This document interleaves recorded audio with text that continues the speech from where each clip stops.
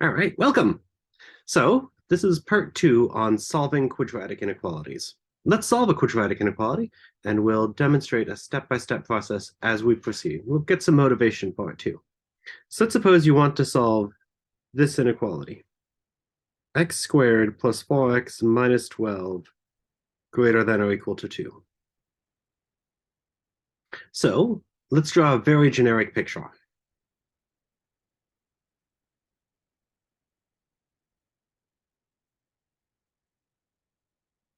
So here's something that you should notice about the graph of this function. Its leading coefficient is 1. I see 1 times x squared. That means when you graph it, it'll be an upward opening parabola. I'm not going to do anything like check any of the intercepts or whether the vortex is in the right place. In fact, I know that the intercepts are on. Let's think about how you would read off the solution to this inequality from the graph. You want to know, when is this thing bigger than or equal to 0? That means you need to know, when are the outputs bigger than or equal to 0? It looks like up to there. At that point, the output is equal to 0. 0 is bigger than or equal to 0, so that should be included. These points have output values that are negative, so they should be excluded. And then they'll be included again. So it looks like I know a lot about what the solution should look like already. This solution will definitely look like everything from minus infinity up to whatever that x value is, inclusive, together with this x value, inclusive, all the way on out to infinity. It looks like I just need to find those endpoints. What are those endpoints? Those two endpoints are where the function is equal to 0 on the nose. So step one, find the solutions to equality. Let's solve x squared plus 4x minus 12 equals 0. And you know what? Pause the video, do it yourself, then we'll come together. Great, you did it yourself. Let's come together. Let's do this two different ways. We'll use the quadratic formula because that's maybe the most obvious way. And then we'll also think about factoring because that's useful too. Maybe we'll even complete the square. Why not? By the quadratic formula.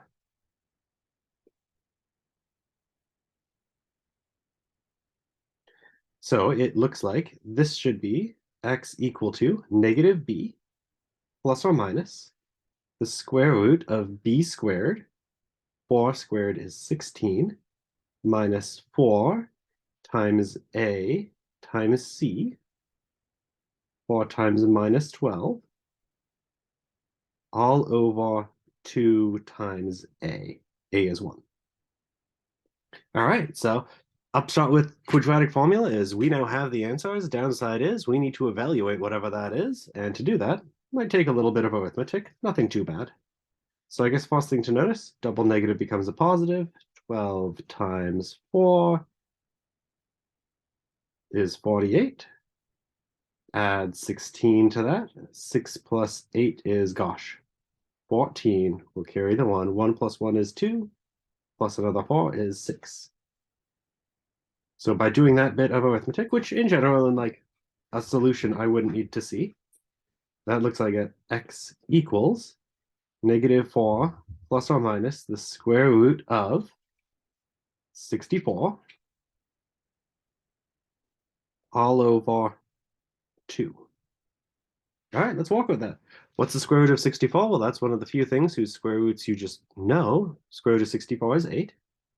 Negative 4 plus or minus 8 all over 2. Let's write out what those two things are. Negative 4 plus 8 is 4 over 2. Negative 4 minus 8 is negative 12 over 2. All right, so that tells me the solutions to equality are 2 and negative 6. So in this generic picture, that sure looks like one of them's negative, one of them's positive. Feel pretty good? Groovy. Let's do the same thing a few different ways. Let's solve this same equality by factoring. And like, there's a slight cheat here. I found the solutions already, so I know that it will factor. Let's factor it. x squared plus 4x minus 12 is going to be equal to x plus something times x minus something. Those two somethings need to multiply together to be 12. So I need to find two factors of 12 which subtract from each other to give 4. So let's see, how does 12 factor? There's 12 minus 1, that's no good. There's 6 times 2. 6 minus 2, that's 4. Nice. So this factors as x plus 6 and x minus 2. And I just erased that bit down there. Those two, like, testing those values isn't something that I need to see in your write-up. I want to set that equal to 0. Well, now it's easy to set this equal to 0. The only way a product can be equal to 0 is if one of the factors is 0. X plus 6 equals 0, or x minus 2 equals 0.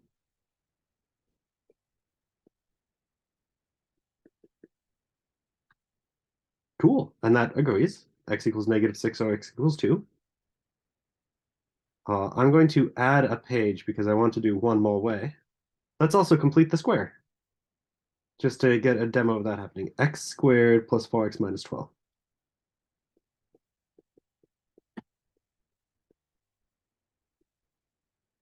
All right, so here's the mindset I'll take. When you complete the square, you should be looking for an x squared plus 2bx plus b squared. And you see most of that already. There's an x squared plus 2bx. It sure looks like I want b equals 2. That means I need a plus b squared. So b squared will be 16. So, yeah, this is okay. So we wind up with 0 equals x squared minus 4x, plus 4x, sorry, plus 16. But you can't just add 16. You'll also need to subtract 16 and subtract 12. All right. Cool. So far, so good. Oh, nope. Nope, there's an error, isn't there? You've been shouting at your screen for the past several minutes. If b is 2, then b squared is 4. All right, we can salvage that. Thanks for catching that so soon. It saved me some work. All right, so let me just say what happened. So I need x squared plus b, 2bx plus b squared in order to complete the square. B was 2 in order to get that 4. 2 squared is 4. So that means this piece right here, there's an x squared plus 2bx plus b squared. Then you need to subtract what you added. So this is just coming along for the ride. That middle piece is now a perfect square. So I see 0 equals x plus 2 squared minus 16. And now let's try to solve for x. Let's add that 16 to the other side. 16 equals x plus 2 squared. Let's get rid of that squared. Plus or minus root 16 equals x plus 2. Root 16 is 4, so that's plus or minus 4, and we can subtract that 2 to the other side equals x. And now let's just go through it. Plus 4 minus 2 is 2, or minus 4 minus 4 is minus 6 equals x. So there's the strategy of solving a quadratic function by completing the square. Nice. All right, so that was all a little bit more than we needed. We've solved equality. Let's now solve inequality. And this picture has already told you a bunch, but let's suppose you didn't already have a picture. Let's play a sample points game. So there's negative 6. There's 2. This number line is going to show me where the inequality is or is not true. I want to solve a bigger than or equal to, so the endpoints will automatically be included.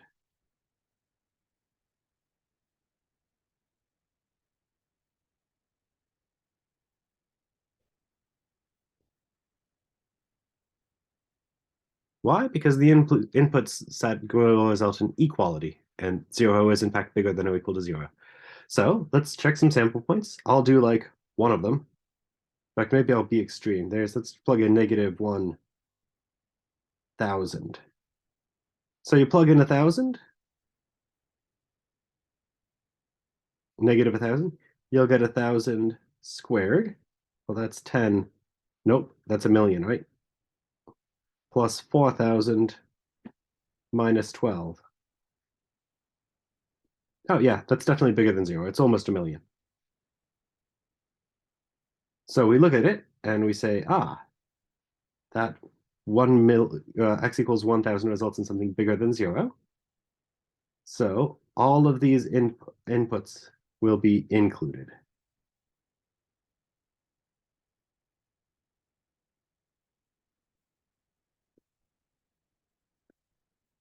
Something that, well, maybe I'll go ahead and plug in 0. That's easy enough.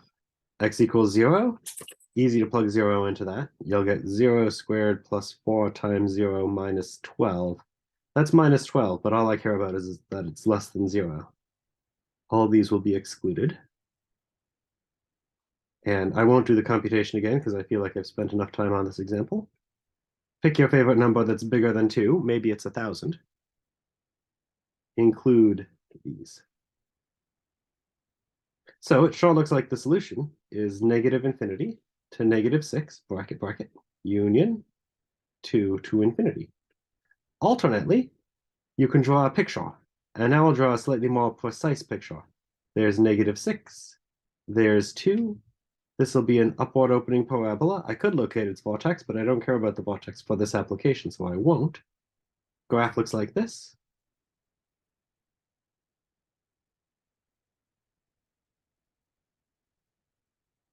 Here is where the y values are bigger than or equal to 0. So that's the solution. Negative infinity to negative 6, bracket, union 2 to infinity. Groovy. So let's carry on and do a few more examples with the time I have. So let's solve some more inequalities. And ideally, you'll have already solved these inequalities, so you may well want to watch this at a slightly accelerated speed until you get to something that you want to see. So let's solve these.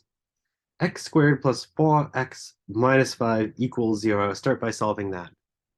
And again, these numbers look reasonably same, so let's try factoring first. X squared plus 4x minus 5. Well, do it in the space provided, Chris. Factoring.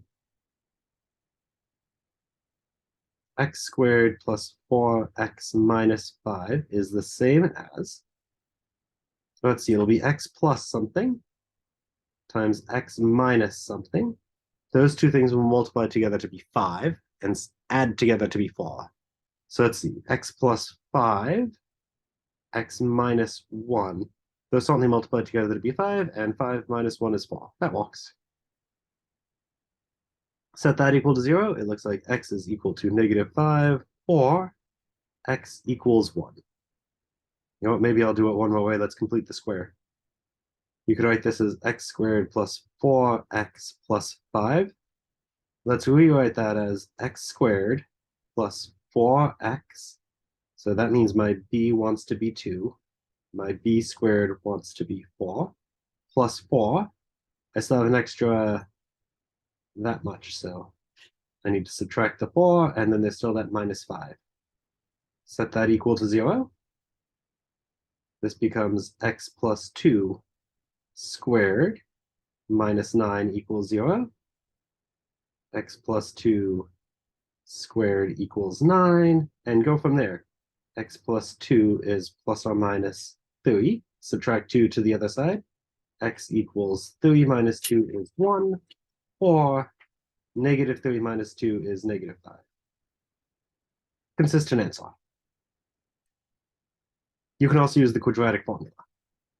All right, now let's think about the graph. I think that's the most efficient way.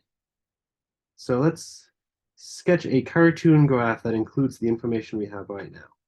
I know there's a y value of 0 at 1, a y value of 0 at negative 5. This is an upward opening parabola.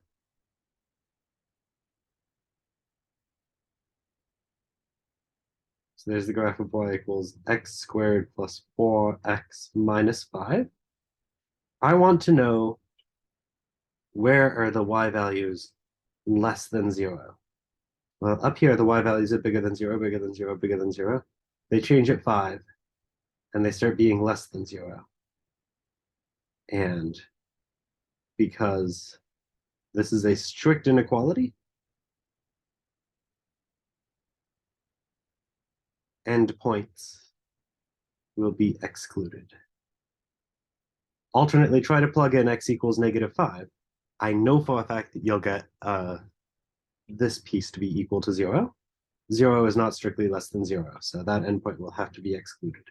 So it looks like the solution is from -5 to 1, excluding endpoints. So that looks like -5 to 1. Groovy. All right, let's keep on going. So the next two are slight trick questions. Let's start with this. X squared plus 4x plus 12. Let's solve that as less than or equal to 0. Step 1, solve equality. X squared plus 4x plus 12 equals 0. Let's try to solve that. I guess I'll use the quadratic formula. X equals -b plus or minus the square root of b squared minus 4 times a times c all over 2a. And let's look inside of that square root. 4 times 12 is 48. 16 minus 48, well, whatever it is, it's negative. I see a negative under the square root. This has no solutions. And I'm going to be very specific. No solutions exist to x squared plus 4x plus 12 equals 0. This is the thing that doesn't have any solutions. Now notice, that's not the thing that I want to solve. Equality doesn't have any solutions. Inequality might. So let's think about what the graph of this has to look like.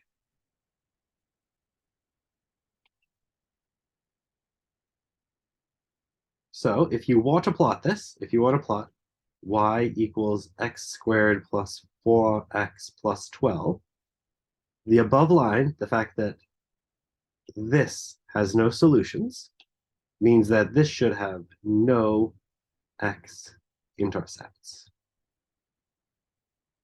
Right, an x-intercept will be a place where y equals 0. I know that y is never equal to 0. So it has no x-intercepts, and lead coefficient is 1, so this will be an upward opening parabola. So let's just draw the vortex. It's going to look something like that. It'll be an upward opening parabola, which never crosses the x-axis. So I've drawn it like this. And basically, the thing that I want to say can't happen is the vortex of the parabola can't be below 0, below the x-axis, because if it were, it would have to cross through. That's bad.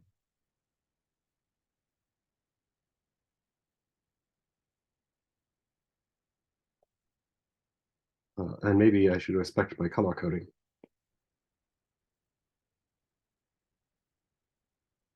There's the graph of y equals x squared plus 4x plus 12. All right, now let's go back to the inequality I wanted to solve. I wanted to say, when is g of x bigger than or equal to 0? By looking at the graph,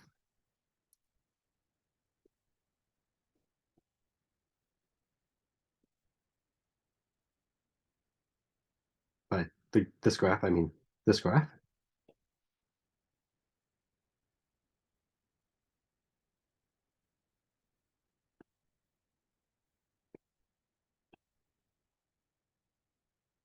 G of x is always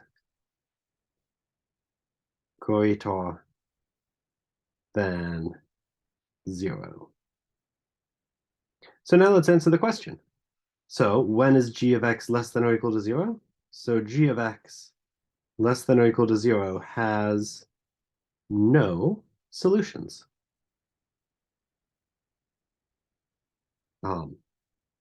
Cool. That seemed to make sense.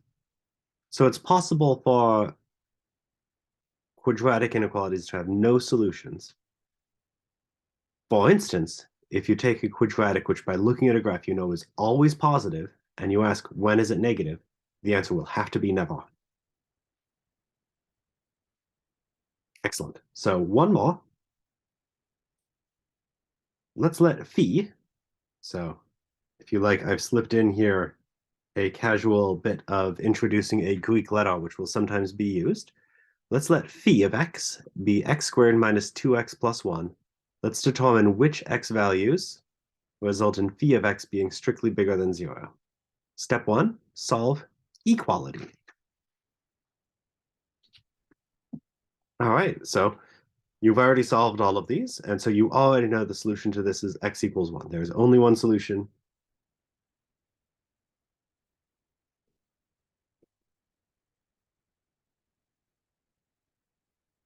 And you know what? If you didn't get that solution, we should talk. Come by my office hour sometime. Ask me in class. All right, so according to step 1, there is only one x value where g of x may change from being less than 0 to greater than 0. So let's play the sample points game this time. We'll do it both ways. The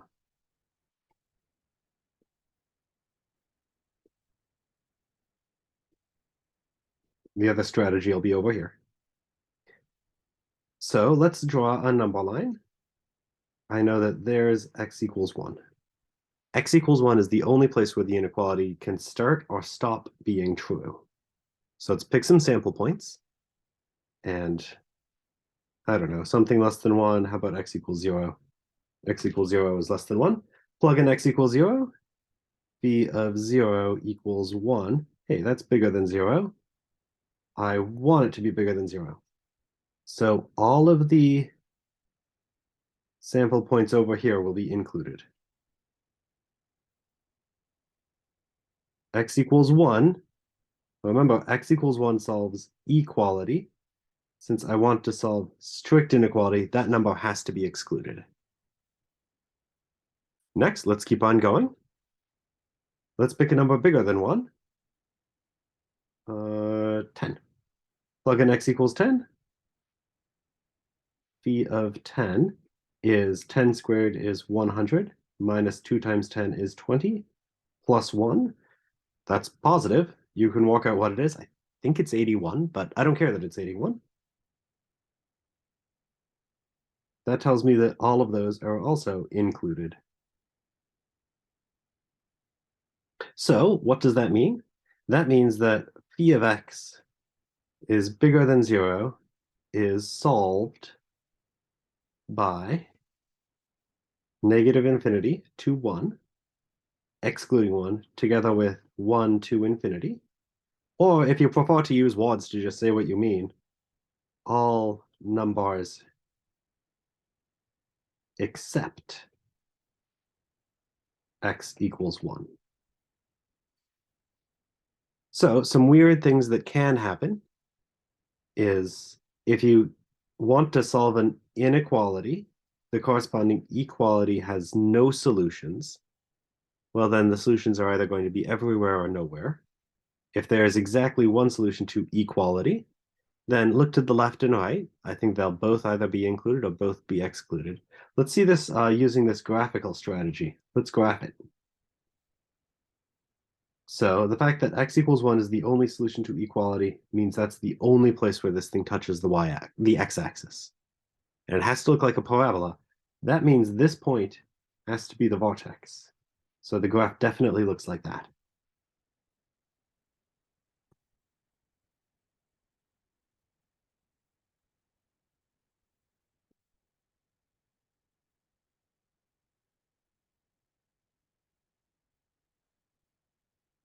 All right, so far so good. Now let's ask ourselves, when is that thing bigger than 0? Well, it looks like I checked these x values. Those all seem to result in y values bigger than 0.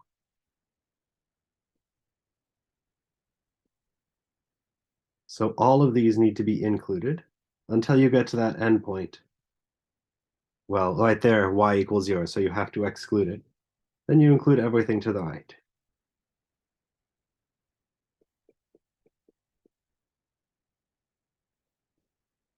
And you get the same answer. Negative infinity to 1, together with 1 to infinity. All right, so let me show you what's on the next page. So this was all ad hoc each time. Here's the general flowchart. Let's suppose you want to solve something like that looks like f of x bigger than k, less than k, a degree 2 polynomial. Step 1, solve the thing when it is equal to k. There'll be one of three situations you'll get. There might be one solution, no solution, or two solutions. If there are two solutions, this will be like the general case. Either pick some sample points between and beyond those solutions to equality, decide which of the possible intervals solve the thing, or sketch a graph. Either way, decide where the inequality is solved, decide if endpoints parentheses which solve f of x equals k are included or not. If there's exactly one solution, you have two sample points to check, or you might sketch a graph. Then decide where the inequality is solved, and the same thing.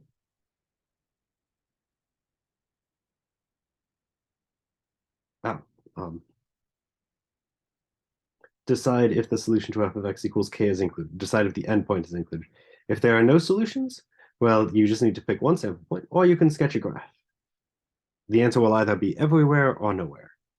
Now, I'm going to stop this recording here. I'm going to stop this recording here. There isn't much left. There's a practice problem, a multiple choice practice problem, and finally, we'll have you compute some domains. All right, so I'll stop there. I'll see you in office hours, which will be in 12 minutes, and in particular will definitely be before you see this recording. Ciao.